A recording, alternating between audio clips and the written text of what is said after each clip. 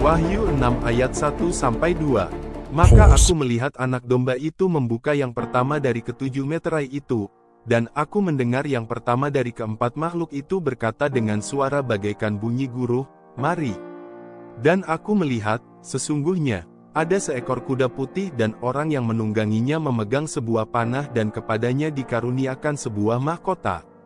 Lalu ia maju sebagai pemenang untuk merebut kemenangan. Perayaan pembukaan Olimpiade Paris, tahun 2024, telah berlangsung dengan penuh kemegahan, kemewahan, kreativitas yang sensasional dan menakjubkan. Ada koreografi massal, tampilan seni, tarian, musik, atraksi sport yang semuanya dipadukan dengan teknologi tinggi dan menyenangkan. Tetapi di balik semuanya itu, ada beberapa hal yang perlu dicermati tentang acara ini. Mari kita perhatikan hal yang paling mengejutkan itu, dimulai dengan kemunculan seekor kuda berwarna pucat mengingatkan akan Wahyu 6 ayat 8 yang melambangkan kematian serta petaka dan kuda putih dalam Wahyu 6 ayat 1 yang melambangkan Antikris. Kuda pucat Olimpiade ini berupa kuda robot, yang mengarungi sungai Sen dengan penunggang tanpa wajah. Kuda besi ini disangga tiang yang bertumpu pada sebuah rakit bermotor, dan kaki-kakinya terus berderap layaknya kuda alami, tetapi kaki kuda ini tidak menapak di air. Kaki kuda itu hanya berlari di atas rakit yang bergerak. Adegan kuda di daratan, tampillah kuda putih yang benar-benar hewan asli, sedang penunggang kuda tetap tanpa wajah. Adegan ini mulai menimbulkan rasa ingin tahu, inikah lambang Antikris dalam kitab Wahyu pasal 6? Lalu pembawa bendera itu memasuki hall upacara.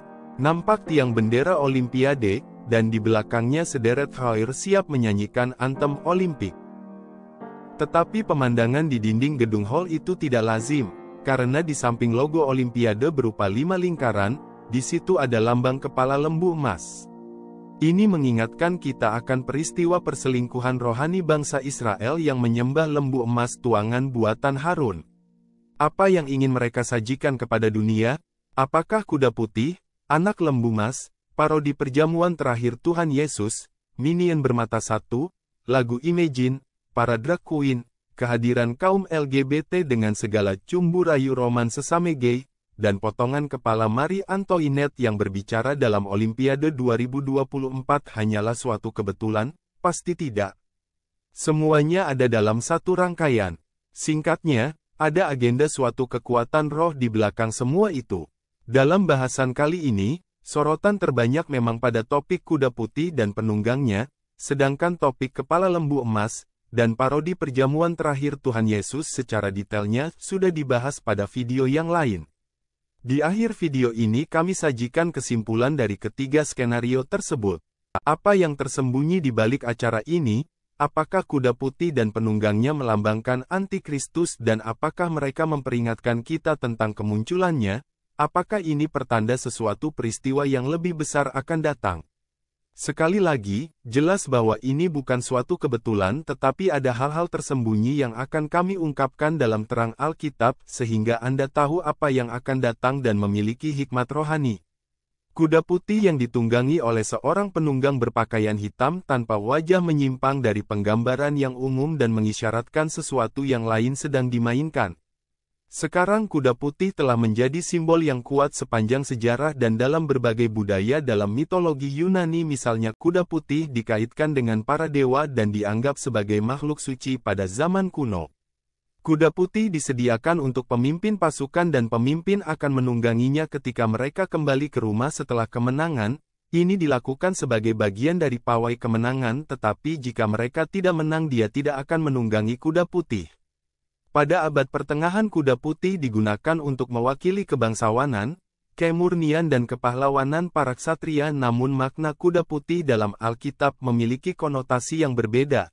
Mari kita baca Wahyu pasal 6 ayat 1 dan 2.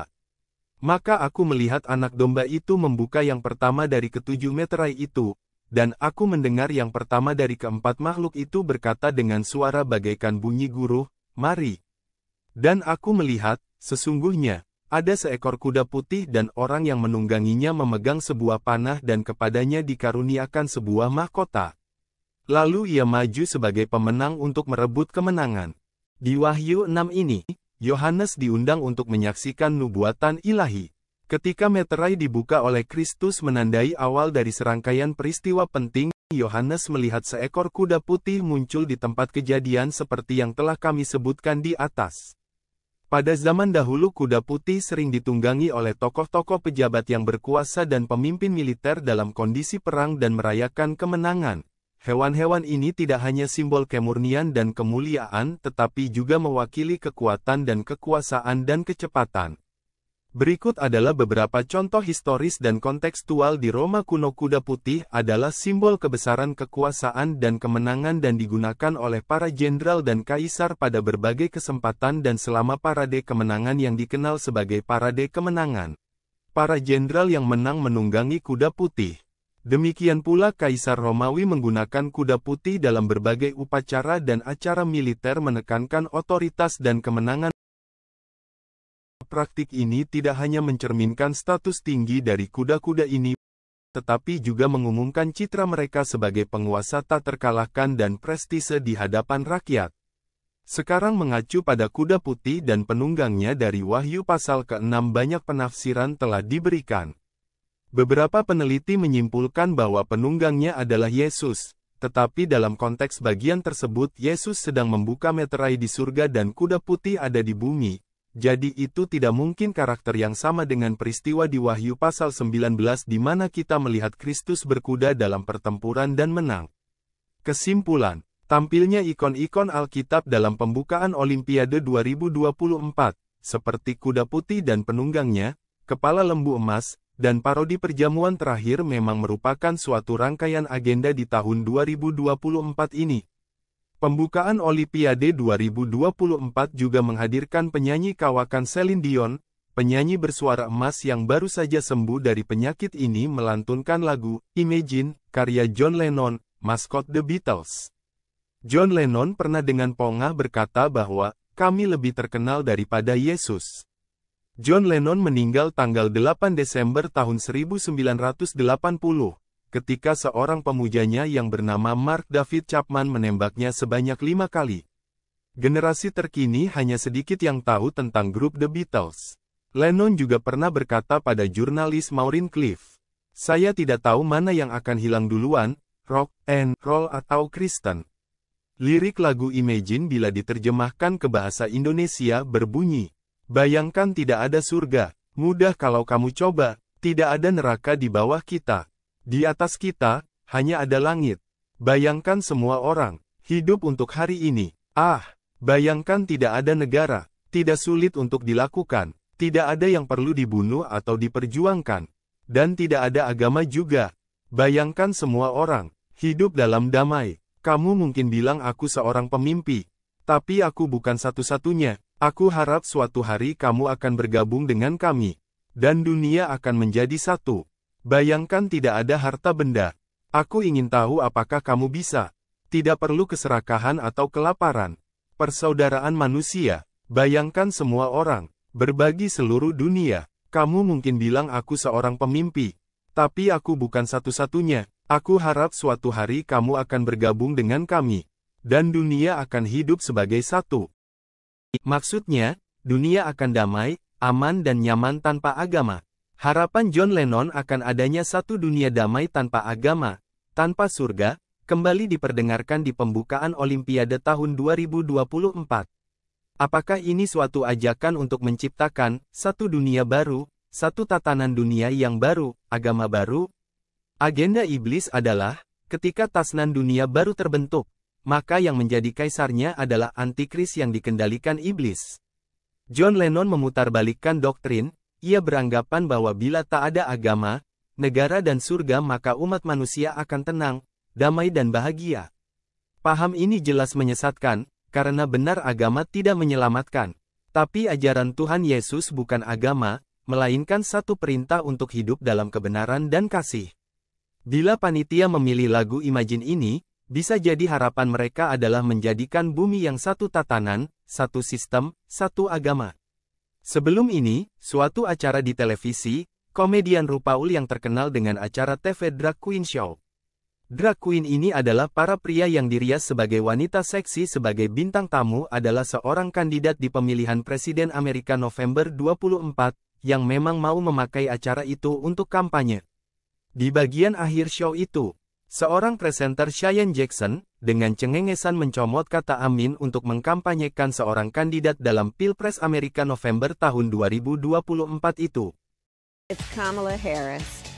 Each day we are seeing our rights and freedoms under attack, including the right of everyone to be who they are, love who they love. No one is alone. We are all in this together, and your vote is your power. So please make sure your voice is heard this November. Can I get an amen? Amen! Now on with the show. Dia menyindir ibadah Kristen, yang sering meminta jemaatnya, bisa katakan amin. Kata, amin, adalah kata sakral, yang diucapkan orang beriman untuk meyakini suatu perkara ilahi. Tapi kata sakral itu kini telah disalahgunakan dengan tidak pada tempatnya. Oh, betapa dunia hiburan mengolok-olok lambang iman kekristenan, menggunakan fasilitas Kristen untuk sesuatu yang kurang mulia dan bahkan banyak didukung masyarakat pula. Kini, ada satu paham, tapi bisa juga dibilang gerakan baru sedang tren di Amerika Serikat dan negara barat, yaitu woke, istilah yang diduga telah membahana sejak era 2010-an ini, awalnya sebagai gerakan untuk menuntut persamaan hak para kulit hitam dan kaum LGBT. Nama woke berasal dari bentuk lampau wake yang artinya bangkit. Bisa jadi ini terinspirasi dari gerakan Renaissance di Eropa sekitar tahun 1490 yang melepaskan diri dari masa kegelapan Eropa. Masyarakat Eropa waktu itu menganggap bahwa kegelapan kehidupan di Eropa saat itu sebagai akibat perlakuan gereja yang keliru sehingga telah melumpuhkan daya kemampuan manusia. Renaissance Eropa telah memicu penemuan-penemuan baru dan membidani lahirnya modernisasi dunia. Saat ini woke dianggap oleh sebagian orang meniru gerakan Renaissance Eropa. Woke juga sebagai sindiran, Great Awakening, suatu pergerakan kekristenan yang dimulai sekitar 1730-an yang menekankan kesalehan dan pembaharuan iman Kristen. Gerakan iman ini sangat didukung Calvinis dan kaum Puritan. Baik woke maupun Great Awakening, sama-sama berasal dari derivasi kata wake yang artinya bangkit. Rupanya woke ini yang menjadi tameng bagi para pemberontak iman yang mencari pembenaran. Tujuan yang sebenarnya adalah menciptakan dunia yang baru, sistem dunia baru, gender-gender baru dan agama baru. Dan yang menjadi kaisarnya adalah antikris. Sudah dari zaman perjanjian lama, roh jahat selalu menjadi peniru, dan berusaha menandingi kuasa Tuhan. Cara kerjanya iblis selalu meniru kuasa Tuhan. Ingat peristiwa ketika para penyihir Firaun berusaha membuat mujizat dan tulah yang sama dengan yang dilakukan Musa. Teknologi artificial intelligence sudah sedemikian majunya. Dunia terkagum akan kemampuan artificial intelligence, tetapi ada konsekuensi logis menyertai keberadaan artificial intelligence ini. Bila kita ambil perumpamaan, pisau di tangan juru masak akan menghasilkan masakan yang sangat nikmat dan bermanfaat bagi tubuh. Tetapi pisau di tangan penjahat bisa disalahgunakan untuk mengancam, merampok, atau bahkan membunuh.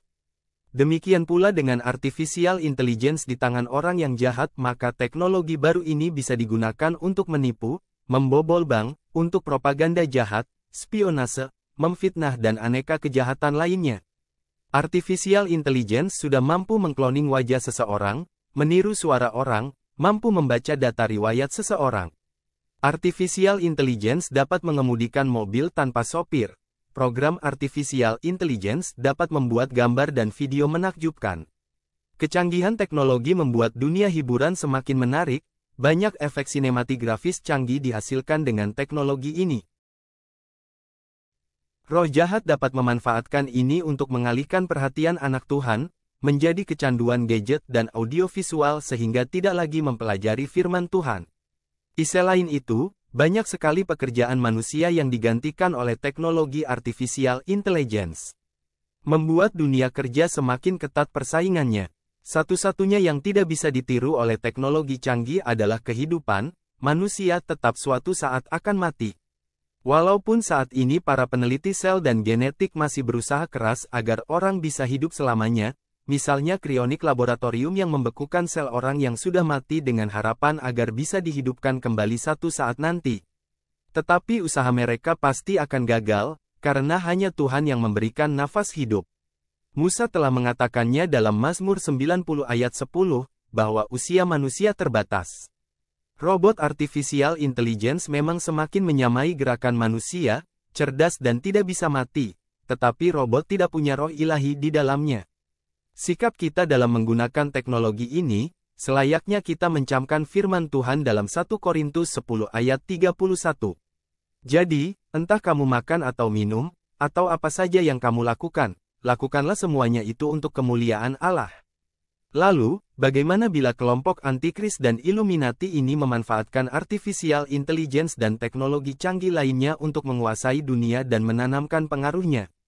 Sebenarnya, kondisi ini juga menjadi tantangan bagi orang Kristen, untuk berani bangun, bangkit dan menjalankan amanat agung Tuhan Yesus dengan benar, karena benar-benar waktunya sudah sangat akhir. Sudah tidak main-main lagi. Sekian pembahasan kali ini, sampai jumpa di video yang lain. Tuhan Yesus memberkati Anda.